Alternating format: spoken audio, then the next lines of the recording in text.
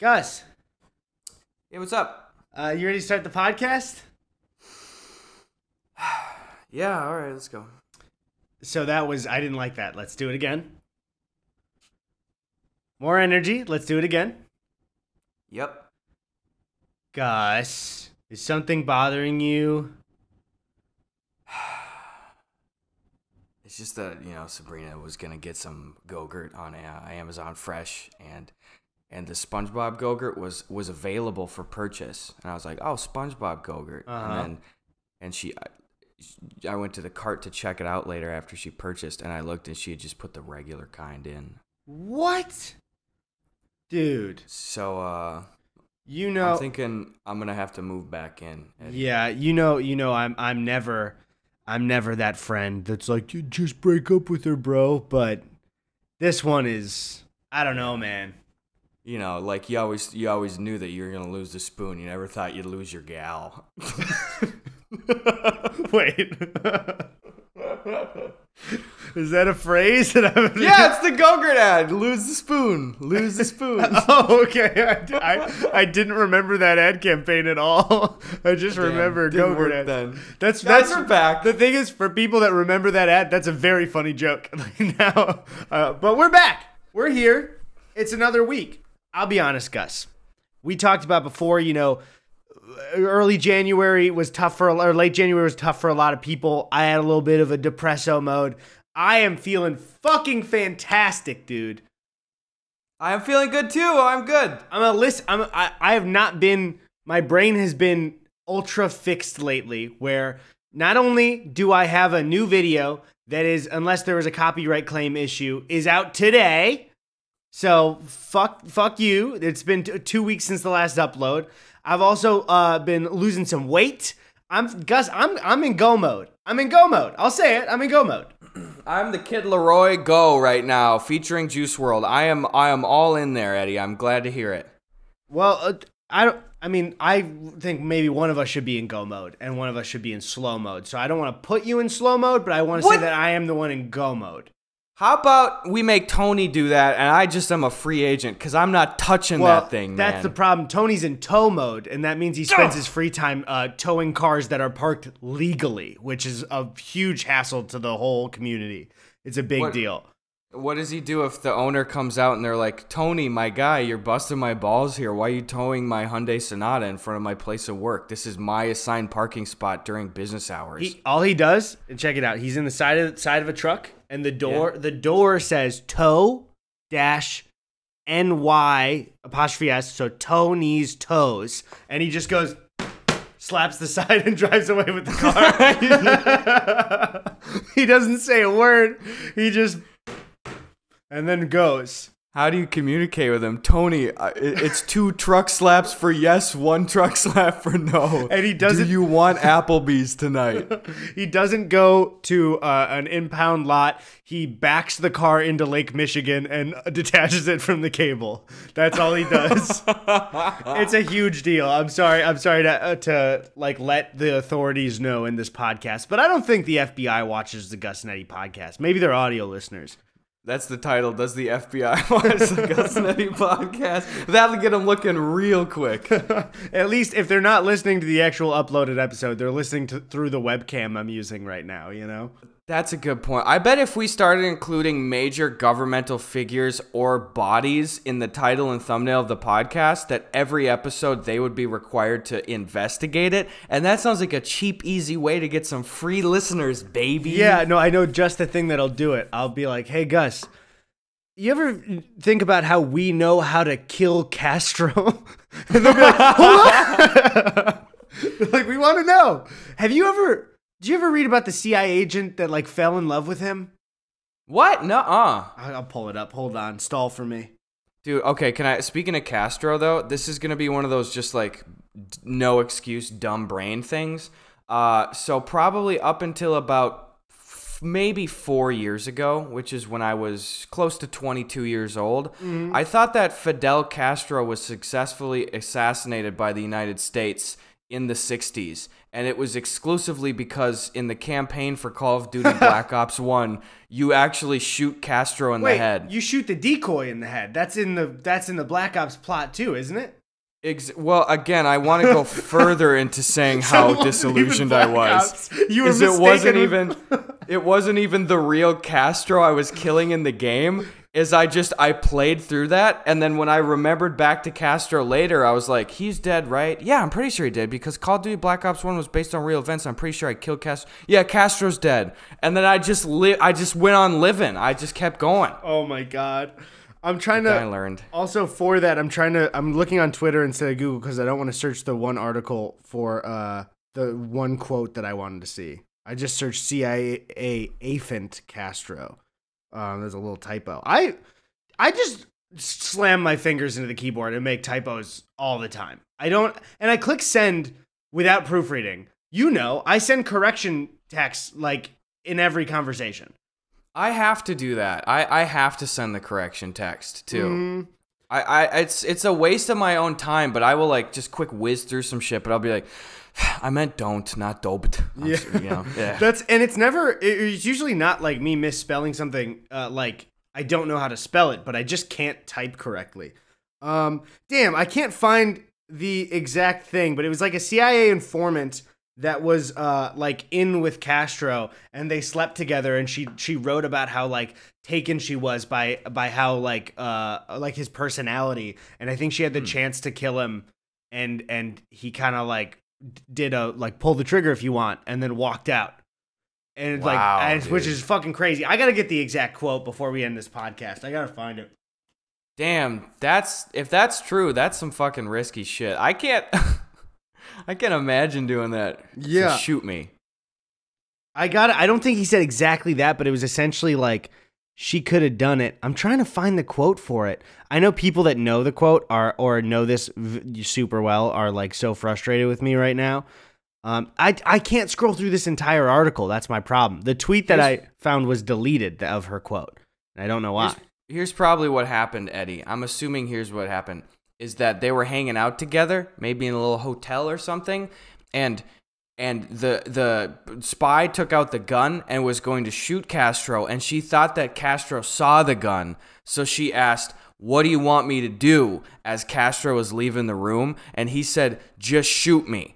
But he thought that she asked, "What do you want to watch?" And Castro was hot off the heels of watching Tommy Boy, and he had David Spade on the brain, and he was like, "I want to watch Just Shoot Me. New episodes airing now on CBS." So that was probably the miscommunication, I assume. That's it. Also, the important distinction, CIA informant is much different than a CIA agent. So, it's true. Yeah, okay. So Castro asked if she was working for the CIA, to which Lorenz replied, "Not really, I work for myself." And this is her words then.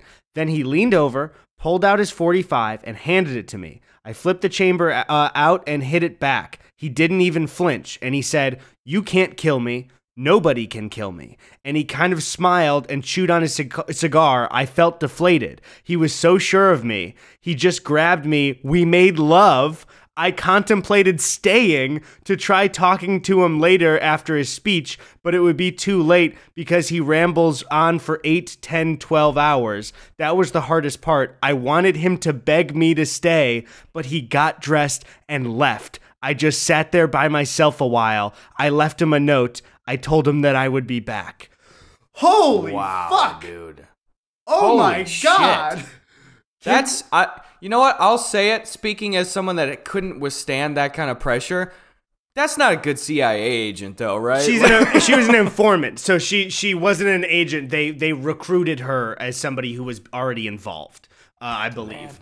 Man. Which the thing is, think about in a world where you have so much hate for a person that you like are gonna kill them. Imagine they then give you their gun and they're like, "Nobody can kill me. You can't kill me." I would be like, I don't know. I don't think I can. What the fuck? Like, if somebody just pulls that big dick of a move, I don't know what to do. Dang, also, dude. We're not praising him. We're just, no. it's just an interesting story. I read about one recently where, and there were hundreds of documented attempts on Castro's life over the years, but I read about one too where apparently Castro loved like dairy and like and like milkshakes and stuff, and he'd always go to like get a milkshake at his favorite little like restaurant or whatever in Cuba. So the CIA contacted one of the restaurant owners there, and apparently gave him like a poison pill to slip in the milkshake one time. And the restaurant owner like put the pill in the freezer, and then when it came time to slip the contents of the pill into the milkshake, apparently the pill had stuck to the freezer. So the guy was like trying to take it out, and it ripped, and he was just trying to like scrape it together, and like the poison was just ruined because it just got stuck to the freezer. God. And just think, that's like one of hundreds of attempts. There's probably dozens more interesting ones. And from that story we just heard, and I'm not a historian, someone can probably correct me on it, is that it sounds like he wasn't super paranoid all the time, which is just like, it just seems like blind luck. Like, oh yeah, somebody was gonna shoot him once, but then they slipped on a banana peel, you know? Like, well, that's so fucking weird. Whoa! Like, oh my God. Oh man. Who is... I'm trying to think, like, historically, is that the like most attempts that somebody has tried to like documented kill somebody? Man, you'd have to think. I would have to assume that like Hitler would be up there or something though too. Like, frankly speaking, yeah. So I don't know. Probably any bad guy. We're also not the people to know this stuff. I'm not the person to know most anything. I really don't know anything. I know a couple of things. I know how to make YouTube videos. I know way too much trivia about the new God of War reboot. And that's important though. Yeah, that is important. You know, it's always good to fill your brain with stuff that you're only going to use when the sequel game comes out. What do you think, Eddie, is an area of expertise for you that has the least amount to do with your like professional life? So like, you know, obviously not editing or like video game stuff. What is one of your greatest areas of expertise? Or expertise, frankly, if it's dental related, unrelated to your interests. Probably Greek mythology, because really? I was so beyond into Percy Jackson when I was in 5th and 6th grade that I just became obsessed. Something about mythology, and that's why I like God of War with the Norse mythology. I just love those like old stories. They're so cool to me, and the way different people will reinvent them is also really cool to me, because it's essentially, it's like you have characters that you kind of know, and then there are a ton of stories where different people just play around with those aspects of those characters, so there can be different versions of that. I would say that's probably the thing I'm like the nerdiest about. What about you? Awesome, dude. I'd say probably U.S. history, frankly. And I know that sounds ironic coming hot on the heels of the Castro thing, where then I transition into I don't know anything about anything. But I fuck with history. Like, I specifically U.S. history. You know, I just love it. I recommend it. Oh, I realized I'm holding this. I should mention it. I bought a very cheap switchblade mustache comb, because I was running out of I couldn't find my mustache comb. I had one of those. I was flinging this thing around, and I was just like, DC in 8th grade. I fucking love that thing. That's great. But I think every person, if you can't name at least when every American war was, just Google it and make sure you remember it. Because you see those videos of people interviewing people on the street, and they're like, when did World War II happen? And they're like, 1776. And you're like, so you're unaware of the world we live in, like, completely. Yeah. And it's just like, I think it would do everyone some good.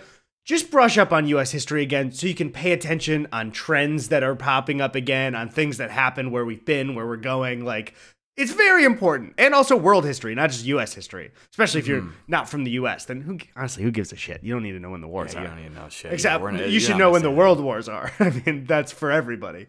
Those are the big ones. Those are the signpost ones. Yeah.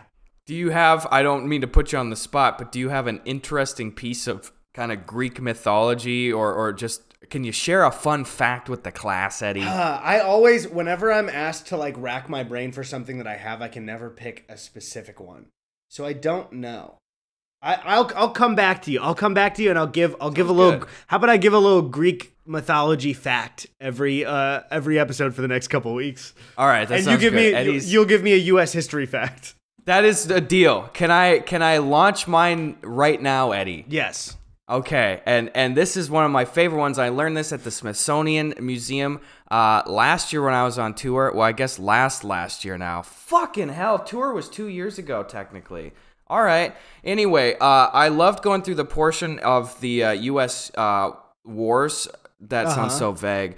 But when I went to the exhibits that dealt with the Revolutionary War, it was really cool to see. They had an infographic that detailed the breakdowns of the different foreign troops that either the British or the Americans enlisted to come try to help them.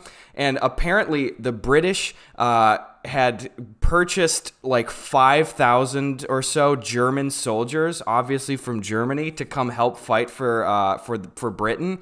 And like a third of them died from disease, and then like another third just completely fucked off and didn't ever fight at all. And that was always so interesting to me. And as I like look through some of the other countries that helped gave troops in and stuff, is they had the general breakdown of like how many people died from disease and how many people defected.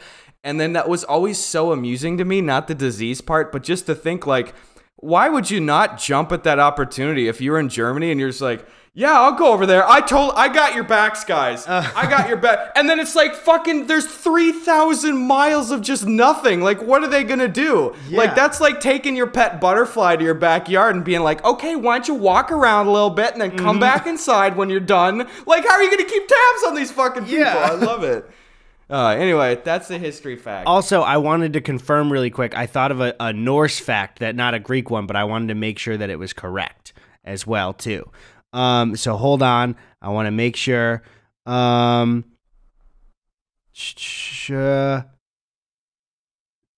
damn it. Hold on. Stall for me. Am I saying this right? Tahor. There you go. Thar. I think it's Thar. God, this is so long. I'm just trying to confirm the thing I thought, but it's like, it's such a, what if they take the things we thought we think? There you go. God damn it. I'll get it later. Okay. This has been Learning with Gus and Eddie. Yay! We don't have a theme for that. That's the History Channel theme song. Speaking of that song, I just, I can't wait. One thing I was speaking with, how, and we can cut this from the podcast if you want, but we can also keep it in. How big do we want the Mario Kart tournament to be? Do we want it to be like a production? Or do we want to just like do a shitty filming of it? I mean, it could be a production. It could easily be a production. And there were people I was talking to yesterday that even suggested they could help us make it a production. That's true. And so, very true. We could cut this from the podcast so people don't get their expectations too high. We can still choose the non-production one because it'll be probably more fun and chill. But yeah. Well, either way, even if it's fun and chill, it will be some semblance of a production. Yeah, it will. Too. Yeah, Absolutely. I'm just talking, but yeah. So we'll figure it out.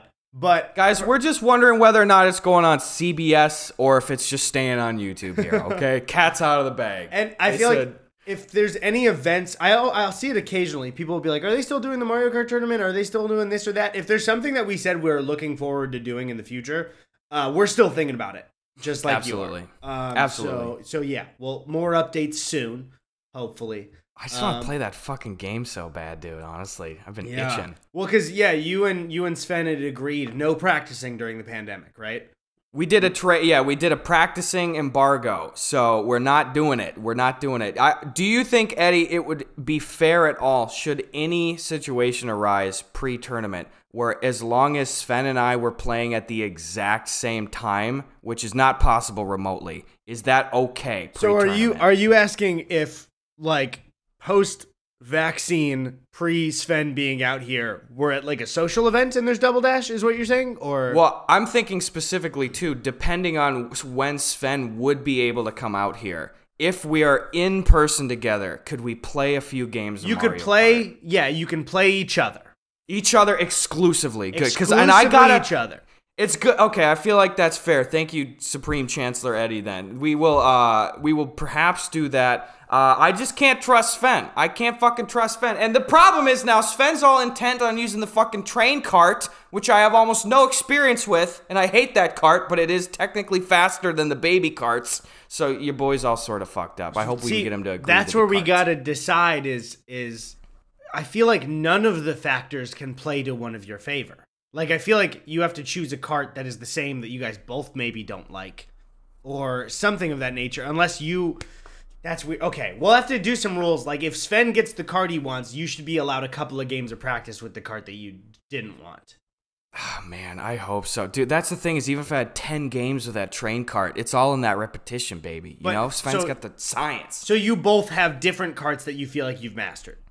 We should... Well, the thing is... We can both use the same card at the same time in that game. And growing up for years, we would use the green or blue baby carriage carts. I feel like we should both just be locked to having to use like one of those cards. As an adult, does Sven use that cart?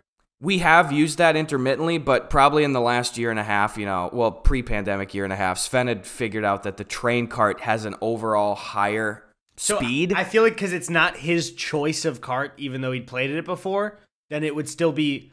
It's weird. We'll have a lot of things to iron out, but we'll do think on it. We'll think on it. Especially, I mentioned the big thing I want to do once we're all vaccinated is a boys' stream of Wii Sports in this room. I want to do that so bad.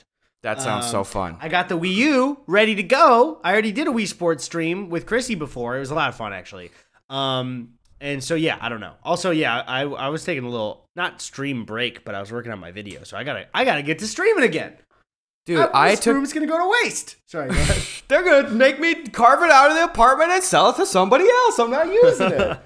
I have been, dude, the time jumps for me every time now. Like, we talk about this, you know, and it's like, wow, I can't believe it's the podcast again, you know? But like, in so many ways, the shit is sneaking up on me like nuts, dude. Our garbage day's on Friday over here, so we got to like take the bins out on Friday, you know? And every week it's just like, I can't believe I'm fucking taking the bins out. Or like yesterday I logged on and I streamed Castle Crashers with Curtis and Ian and Sven, and I was just like, okay, cool. Yeah, I think it's been a couple days since I streamed. Oh, what? It's been like almost 12 days since I've streamed? What the fuck has happened? I just don't even understand what the fuck is happening, dude. I was actually thinking I streamed 5 days ago. I'm looking right now because I have Streamlabs open for my webcam. I streamed 8 days ago. So I'm Dumbo too. Dude. I would say for people who are like, because I know there's not like really a division. I think everyone likes the guest episodes. Everyone prefers these ones, but the guest episodes attract new people. That's the kind of give and take. And Gus and I would like to have more guests, but we are so blindsided every week by the podcast where we're like, fuck, it's Saturday again or it's Friday again. And I think the thing is, I just don't want, like, I don't want this podcast to have a staff. It just feels weird to me to have like other people. I want to reach out to the guests and be like, hey, we want you on. It's also why we don't have like pretty much anyone we get on the podcast is somebody that that like follows us on Twitter, you know, and we have to directly DM them and be like, do you want to be on the podcast? I always feel so weird asking. I feel so bizarre, like, because especially if it's like a bigger creator than us, I'm like, am I forcing them to do this? But everyone's always so fucking nice. You know what? This is gonna sound like, and I'll take the fall on this one. I'll go down with this one. But this is gonna be a slightly douchey thing to say, perhaps. But I also think like that. I'm also like, they probably don't want to do that. But I do forget that it's like, we're not really starting off anymore. Like, we have been doing this for a while. But it's like, you don't want to think that because then you get all cock of the walk, you know. So it's like, you assume most people would be interested in doing it. But I'm still just sort of like, I don't know. That guy's, is he going to be like, well, all right, I got to say yes to that thing. You know what I mean? Yeah. I feel like, and the audience can correct me if I'm wrong, I feel like you and I still exude the vibe that we are like new, and I don't know why. I don't know what that is. I think it's just, I don't know. I think it's our brains refuse us to really get in that comfortable mode. Like, yeah, I've been doing this for a long time. I can't. How do people do that? I don't know how the fuck people get comfortable doing this. Like, you can certainly get familiar with the concepts of the job, but and maybe I just need a little bit better readjustment in terms of balancing stuff, but I still feel like I'm just juggling shit and I haven't stopped since like 2016. You know, I'm just like, everything's gonna fall. That's so fucking stressful, dude. I feel like, especially even, and I'd say I'm pretty confident. I think we both are pretty confident in our like main channel content. But I'm sure you'd agree with this too. Anytime I've started to feel like too confident, I've been like, a month later, I'll be like, oh, I need to change things up a little bit. because I'm not. This isn't exciting anymore. And that's why, you know, like topics for me and like editing styles change. And that's super fun. So it's like, yeah, I don't know. I don't understand where somebody could be like, yeah, I did. But I don't think YouTubers think that. I don't know if I've met a YouTuber that is like, yeah, I'm just kind of the shit. Like, I think probably every YouTuber assumes many other YouTubers have their shit together. And when you think about it too, I'm sure people probably think that I have my shit together. And when I feel as though behind the scenes I am just bleeding time and schedule management and shit. But really, a lot of the times we see each other when we're the most curated versions of ourselves, you know? Yeah. Dropping by someone's office or something, or you're showing up at like an event with some people and it's like you're wearing a nice shirt and you're clean and your boys are with you and stuff. And people only see like the final version uploads of your stuff and they don't see like, oh my God, he's slogging through all these responsibilities and like and fucking shit up and then he forgot to do this thing. So probably, I'm sure most people assume, God, that guy, if I could just figure it out like that guy. But then this guy is just sort of like, oh, geez, if only that other guy, if I could do it like that. And it's just a circle of despair. Yeah, it's. I think that's really one thing that doesn't go away too is because I'm sure there's a lot of people that watch the podcast and want to do creative stuff online or are currently doing creative stuff online. And it's like, if you get to a point where you get to meet people that you watched, it's like the imposter syndrome never goes away, where you're just like, oh shit, like, well, they've been doing it longer than me, so they know what they're talking about more than me. And then they, being older creators, will be like, well, they haven't figured out. They're the new guy. They know more about what's going on than I do. It's all, nobody knows fucking anything ever. Nobody does. The fact that the world runs like in any small way is impossible to me. Like, how do Oreos get delivered to a Walmart? I don't know. I'm serious. Like, how the fuck did we figure that out?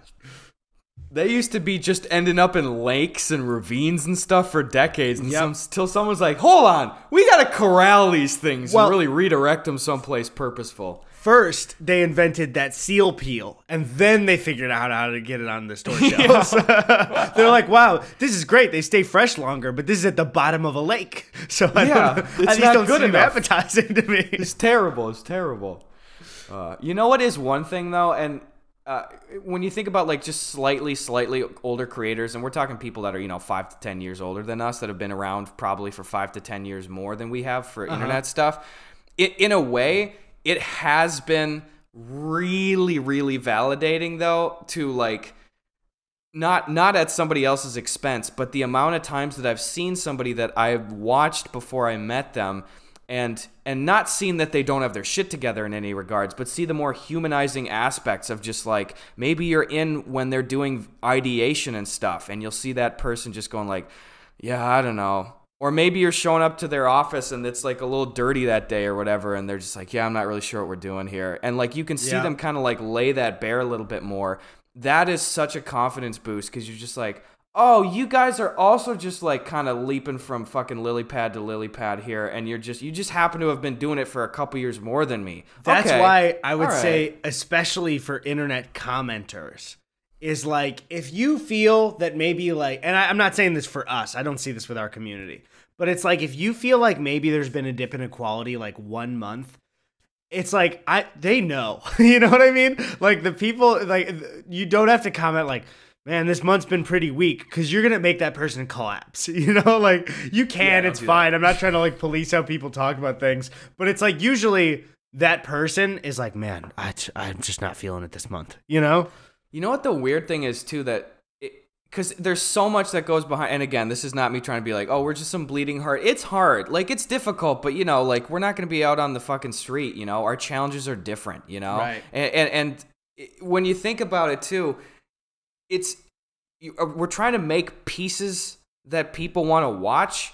And then also, like, you just got to hope and pray and bank on the possibility that people will give a shit about you as a person, dude. Though, too. Like, I mean, I hope people give a shit about me 3 years from now. Otherwise, I don't know, maybe I have to move back to Wisconsin and can't work out here anymore. Please. But then you can't go to people and be like, please care about me. Yeah. You just got to kind of hope that you're playing it cool and just be like, hey, you know? Nothing is meaner than my brain when I haven't uploaded in 2 months and I'm editing the first 30 seconds of my video.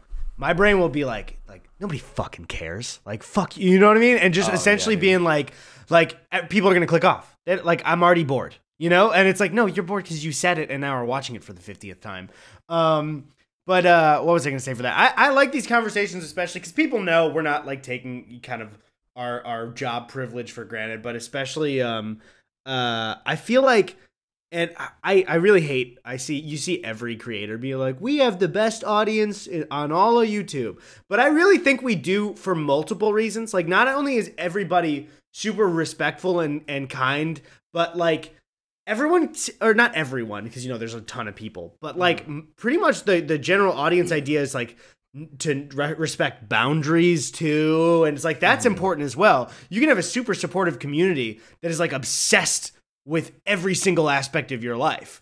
And it's just like, I feel like we got the most just like regular people that want to hang out. I'm so happy for it. I'm so excited to go back to normal and see these people in person. And I'm just gonna beat the shit out of all of them.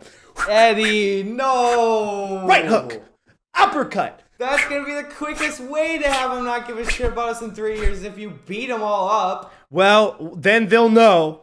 I don't know what they'll know. I don't know. They will. It is really refreshing. Real quick. What? To everyone in the Gus Eddy audience, POV, you're you. Oh, no. Guys, don't I punched the camera. Don't V, guys. Don't V right now. Don't V. No, it is really refreshing, honestly, and we've spoken to it before. We can't say thank you enough. Like, there are a lot of aspects of our job that I don't consider until we talk to other people, and what might be kind of just a run-of-the-mill kind of like gripe or something of like, I love this, but I have to deal with this aspect. Like, we're constantly like, oh, we don't have to do any of that shit, you know? Yeah. Like, we don't have to deal with people like harassing us nonstop on social media, you know? Like, if we have like an announcement, or like there's a new shirt coming out, or there's a new like video or something, or hey, we're guest appearing somewhere, or maybe we're gonna do, you know, like a live thing, and we want to be like, hey, check this out, is we don't have to pull the wool over anyone's eyes. We don't have to try to hype people up or to create some sort of like, do it now, quick, engage with this thing. We can just turn on the camera and literally, like an adult to an adult, just be like, hey, I worked hard on this thing, and it would mean a lot to me if you like got a ticket to my show. I will meet you there, and we can say hi and just talk like two cool people. And then people will do that, and that's so refreshing, is you're just talking to people like people. I fucking love it. I think that also comes from, I think to a degree, and I don't know if you'd agree with this, and I think, I don't know if the audience would too, but like our earlier podcasts, I don't think it was like complaining, but you and I had to do a good deal of boundary setting as just new people were flooding in all the time.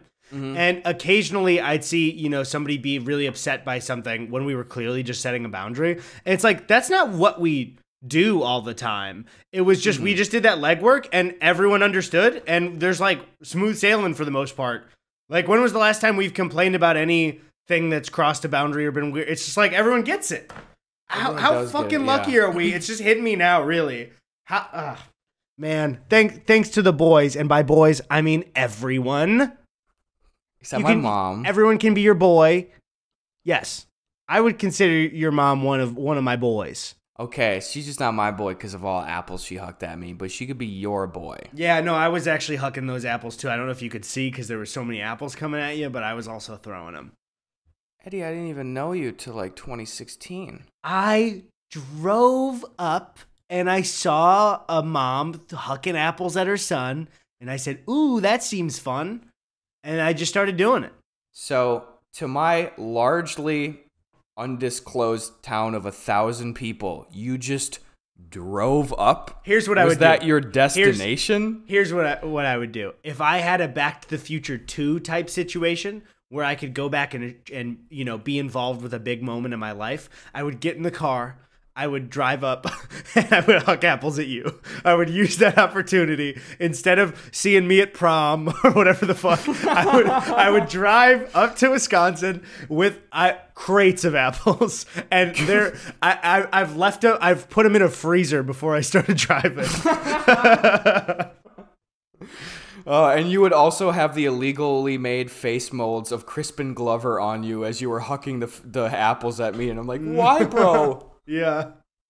Back to the Future Part 2 is another area of extreme specificity where I have a wealth of knowledge about, to the point where I lied in college at a speech class, and I had to go give a speech, and then I completely forgot it was due, and I had to give like a 10-minute speech up there with a small like works cited card. So before class, I just scrolled down a bunch of like just bullshit like URLs, and I just went up there and I just held a blank note card and I just pretended to reference it a couple times, and I just talked about Back to the Future 2 and how the molds were made of Crispin Glover's face during the first one to age him up, and then they just he contract negotiations fell through, so they got an unknown actor and they put the molds on him. So I just talked about that the whole time, and I got a fucking A on the speech, and I just kept pretending to look down like, in 1985, and it was just because also coincidentally that week I had been like reading all the Wikipedia pages, so I knew all this shit in the like short-term memory vault. Boom, baby. Boom, baby. That's it. Eddie, can I tell you something that made me smile from ear to ear yesterday? What's that, Gus? So I did a couple weeks ago, and you guys will be able to see this, folks at home. I think it's March 19th the episode comes out, but I did a little guest appearance on one of the Team Coco podcasts with Aaron Blair and OMG, it's Firefox Sonia. And we had a lovely time. And we just talked for an hour about video games, Skyrim, all that sort of stuff. But I mentioned, and I had not talked to either of those two people before, Aaron and Sonia. They were lovely, and it was a fun podcast. But I must have just briefly mentioned like Jurassic Park Trespasser. You know, how it's this pretty hard to find CD version of the game. The whole, you know, that whole debacle. These people know it. I've talked about it before. But I got a DM afterwards from Sonia, and she says, "Hey," she goes, "Thanks so much for swinging by the podcast. Love to send you something." I was like, "Oh, okay." And I got the package yesterday, and I opened it up, Eddie. Oh, no way. She sent me Trespasser. Oh! Do you have any idea how hard this has been for me to find? I looked for years. You've been looking for this. This has been an old podcast thing. You mentioned this like, probably 2 years ago. I found one copy when I was younger. It took me years to find, and it was in shitty condition, and I still was able to play it. This thing is in fantastic condition. There's not a scratch on the disc. The booklet is included.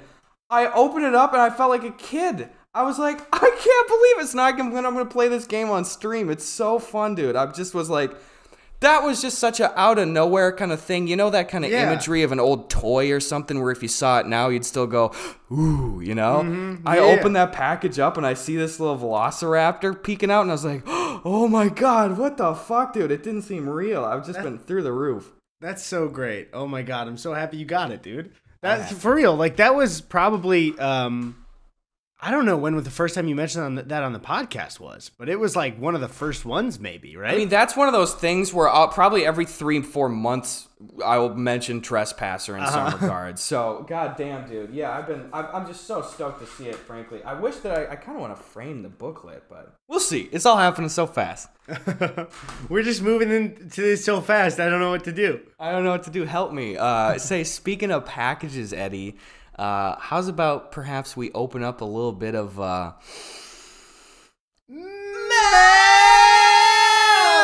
Gus found a couple of leftover packages. Do not send to the P.O. box right now. When we get back to normal, we will be doing more packages. Yes. Which hopefully is looking like sooner than everybody thought, which is fucking awesome. It could be sooner. Exactly. I think I said that last week, but whatever.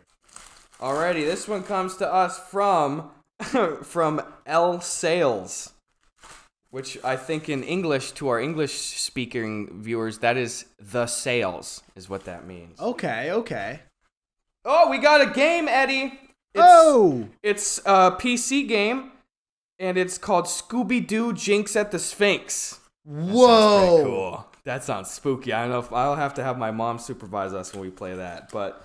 All right. Okay, well, one thing, too. We talked about this, I think, privately. But I think we didn't do the PC game ones for a while because we weren't sure what we were supposed to do, like make a new Twitch account. And so I think we've agreed, right? When we do, we'll switch off. one person, we both squad stream. And one person streams their Discord and they click and the other person watches and we play it together, right? Yes. Can we start with Pajama Sam and then do Huglies right after? Well, I mean, I assume we had to start with those two. We got to do that. Yes. Okay. Do you want to do it? Wait. If I said, the week that the podcast comes out. Okay, week the podcast comes out. What day of the week are we doing the first stream? Let's do. Are we doing it during the day or at night? Probably at night. Right? Let's do a night one. Let's do a big night one. Okay. Yeah. Let's do it. Why don't we do it like maybe Monday or Tuesday? So maybe tonight when this podcast comes out. All right, let's do that tonight. You guys, tonight. Holy shit, this is happening. Monday or Tuesday, we'll figure. Or Tuesday. Holy shit, this is happening. Maybe on Tuesday. So follow us on twitch.tv/Eddie Burback. And is yours just Gus Johnson? Yeah, I got Gus Johnson on Twitch. So yeah, it's our names. I think it's in the link under the podcast, but whatever. Beautiful. All right. Let me put that. Boom. It's in my Rolodex. It's in my calendar. I'll pencil you in. Okay. Dot the I's, cross the T's. Anyway, Elaine, thank you. This is very kind of you. Thank you for sending this to us. I have another package here. And it feels a little CD-like. Okay. This comes to us from Boat Angel. Ah, fuck you, Boat Angels. Using some military-grade rhino lining. Okay. Packaging here. Oh, wait, these aren't CDs. Oh, they are CDs. It's a lot of the same kind of CD, and it is, drum roll please. Why do we keep getting these fucking, it's Donkey Ollie's Adventures. Wait, did we get that before? It's movies. I was getting these fucking things to my P.O. box in Menominee like 4 years ago. There you go, we got a callback. That's a callback on a callback right there. Okay, well, we're the proud new owners of 10 copies of Donkey Ollie's Adventures. Did you show it off to the camera? 6 hours of entertainment, and all of the font on it is like in a Windows font, like, you know, the wacky version in like Microsoft Word where it's like, hey, you know about some of these extra fonts that aren't in the regular ones, like the kind of orange wavy kinds and the blue cool gradient ones. It's like one of those fonts on the back. It's word art, right? It's word art. Yes, word art. Yes. So it says these six films on our double-sided DVD are provided to you free and funded by donations of autos, boats, trucks, motorcycles, and real estate to Boat Angel Outreach Center. What is this? So people donate vehicles and then they make movies? I guess so. Also, guys, you can on the back scan to get your Donkey Ollie Club items. So we'll keep that. Yeah. Oh, that's fine. I showed it to the camera. Don't show them. Hey, we got 9 other copies. They can keep this one. Those are our Donkey Ollie Club items. Don't touch them. This is no Max Mofo code on the back giveaway. This is our private property. Private property. All right, well, thank you so much, El Boat Angel. That's it for Mail! All right, you want to get into those little preguntas? Yeah, even though I gave myself a small cut with the knife, I'll do it. Oh, no, are you okay? Yeah. You bleeding? Just a bummer. No, it's just one of those ones where it's going to get really red, and I'm just going to keep going... I gotcha. Yeah, no, I remember hearing that. I'd just be in the apartment and I would hear the fold of a pocket knife and then, oh! I remember when I first saw that gag on Family Guy where Peter falls down and skins his knee. That destroyed me when I first saw it, dude. Oh my god. Life-changing. That so fucking funny. Is still a funny joke. That is still funny. It is a funny joke. I love those deliberate time-wasting jokes, and that's one that it is. It knows what it is, and it takes even longer than it should have, and it's that additional coming back around to be like, oh, they're still going? All right, it's funny again. Yep. I love that stuff. All right, so follow us on Twitter at Eddie Burback and at Gus Buckets, and we will fix your life. That's it. You already figured it out. At I Am Not an Ant Eat One says, how long would it take for us to notice if they started to put cocaine back into Coca-Cola, but a really small amount, and they add more slowly over time? I don't know. you're asking somebody who hasn't had cocaine, so I couldn't tell you when people would start to figure it out. I feel like it would be pretty fucking quick, though. Yeah. It's Dude, I've never had cocaine either. I've said before, if I ever tried cocaine, I wouldn't be able to stop it. So I can never touch it. I have such an addictive personality. There's no way I could handle coke. I would fucking die. I'm never touching that shit. Well, I don't know then. I feel like people, like you said, people would notice pretty fast. Because I feel like there are so many daily coke drinkers that they'd be like, whoa, are we all feeling different? You know?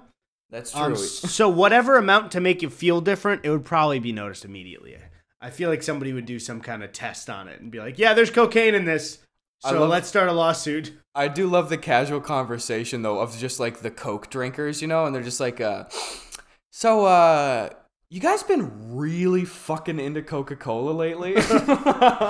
Anyone been getting a kind of, I don't know, cocaine feeling from Coke lately? Because that's what it feels like. You just been feeling really amped, or like, what's your guys' vibe on this whole thing? Anyway, yeah, probably pretty quick. All right, at Torchic M asks, if you guys had to live in a car for a year, what car would you live in, and how would you live in it? Oh, I don't know. I mean, I guess you'd opt into a van if you could, right? Probably you got to get a van. Yeah, like one of those, Yeah. if you could afford it, one of those big like Mercedes-Benz vans where the backs are super high. Those tall boys too. Those super tall boys, yeah. Yeah. Well, immediately of living out of our car, we've chosen a Mercedes-Benz. So yeah, so probably not. No, I mean, I don't know. That's probably the kind of stereotypical one, right? Like drive to a kind of warm place if you're just living out of your car and try and find a job, I guess. Yeah, probably. That one's, there's too many factors, you know?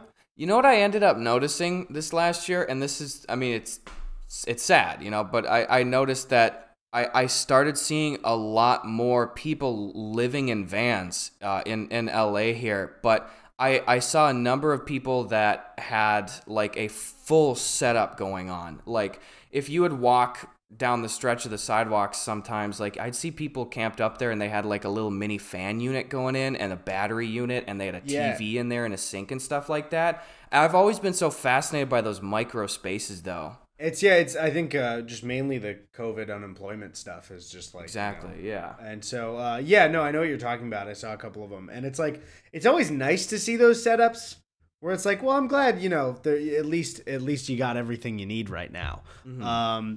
I've seen a lot of people repurposing buses for not for like kind of more for fun, I think. And those always are really satisfying to look at. People that like make repurpose a whole bus and then do like a cross-country road trip. That's cool as hell. That does sound cool.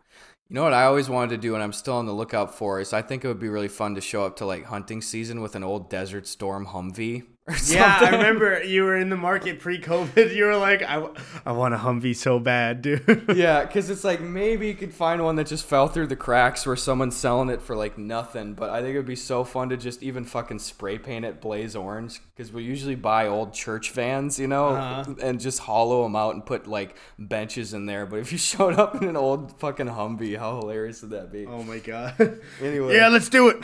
Let's go, boys. I'm hunting some deer, boys. The 50 cal on top. You drive it directly into the forest. Yeah, dude, into Let's a swamp. So anyway, at Coleman Doring says, is there a sport that is considered extreme that you think you'd be good at with zero practice, like snowboarding or skiing?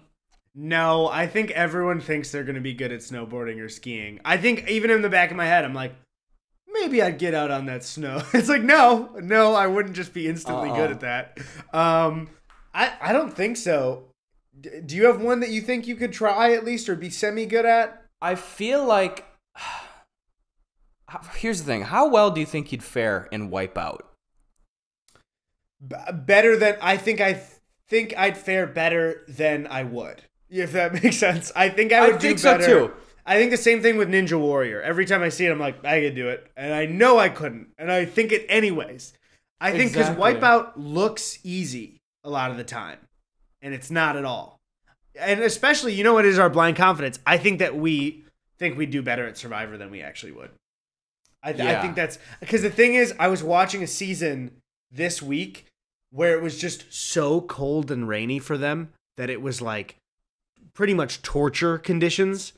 And I was like, yeah, maybe I don't want to do Survivor. You know, you see those seasons where they really have to deal with shit, but that's not extreme sport. But one thing I know, especially even with Survivors, I would be too panicked to do the puzzles during that pressure time. Oh, especially when Jeff is just in your ear. Eddie just not getting it. Yeah. Pieces strewn everywhere. He's like, one of the biggest blowouts in Survivor history. I just want somebody to be like, hey, fuck you, Jeff. Let me do the game.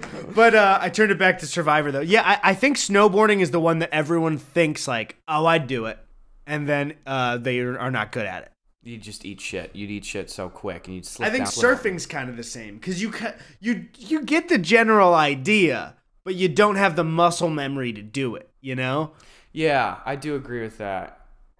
I feel like Wipeout is going to be my answer though, because I think I would do. Excuse me. I think I do really poorly in surfing, but I like, especially on the show, you always see people getting like actually wiped out, but half the people I feel like that they choose are the people that are like tripping putting on the helmet, you know, to go onto the course. Like, they're not choosing like the American Ninja Warrior cast of folks, you know. They'll be like, hi, I'm a substitute teacher from Delaware and I'm 43 years old and I thought this would be fun, you know. It's just like, you're gonna get fucked. Like, I'm not even in fantastic shape at all, but I feel like half of the Wipeout course is some kind of common sense, like just general like balanced spatial awareness stuff of like, I need to time this jump right. It's like, I could do that, you know?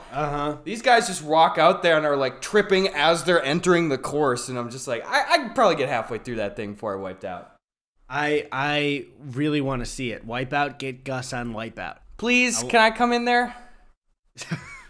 That's my audition. Come in there. Let me in there, course there. Isn't Wipeout famously at like an outdoor?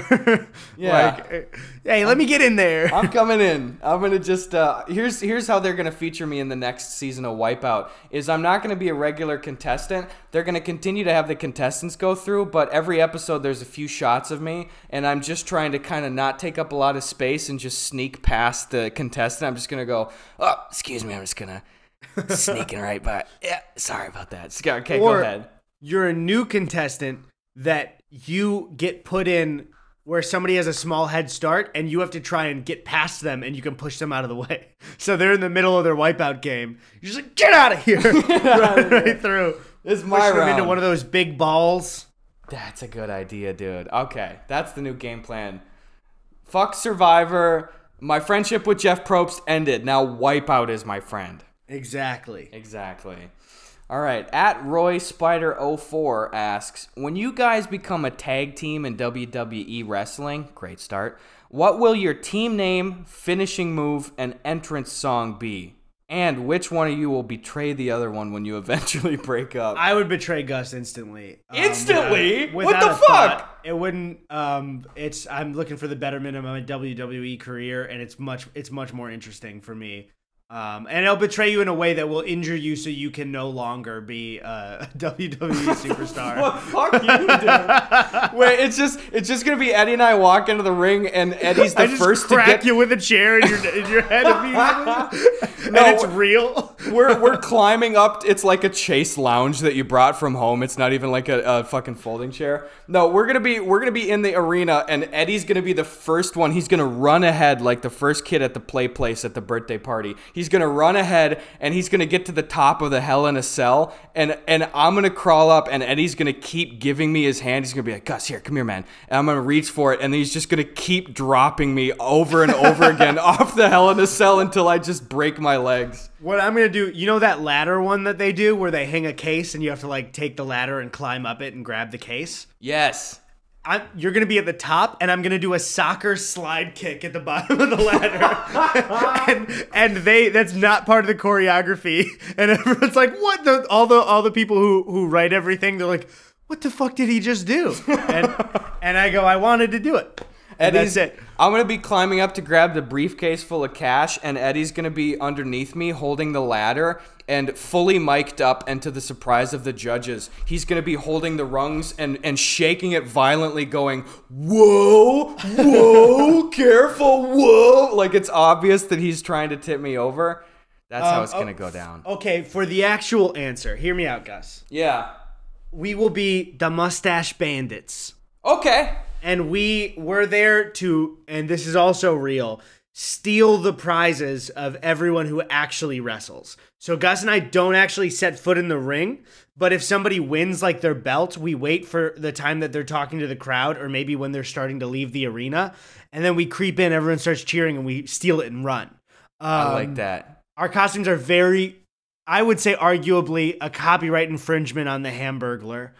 I'm in there. We come out to steal my sunshine is the song that we come out to. That's a good idea. Can I just interject? And I know that you already meant it anyway, but not only are our costumes very, we'll say derivative, to put it lightly, of the Hamburglar costumes, but they're made of pure wool. So we are just completely drenched in sweat the entire time. And you can see the sweat marks on the pits, on the back. For some reason, like one spot on the side of our stomachs, but they're the same for each of us. Also, canonically, our wrestling characters are both very allergic to wool. So we're breaking out the entire time and sweaty. Also, we both have terrible stage fright. So not only are we stealing from one of the players, but we're also screaming from fear the whole time. Also, so we just run in, sweating in wool, and we grab the belt from,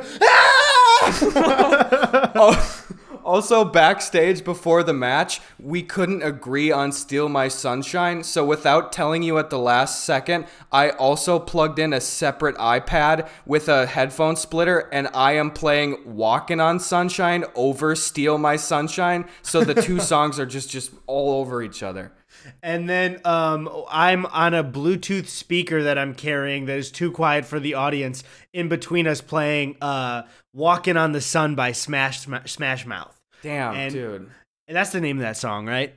Yeah, and then also, you don't know this, Eddie, but on my Motorola Razr that I have snuffled in, I have downloaded a ringtone, and it is Good Day Sunshine by the Beatles, and I'm playing the 20-second preview on loop in my pocket. Well, I have also run out of songs, so I will surprise you by changing it up just slightly, and I will be having I will have headphones on that are playing Fortunate Son.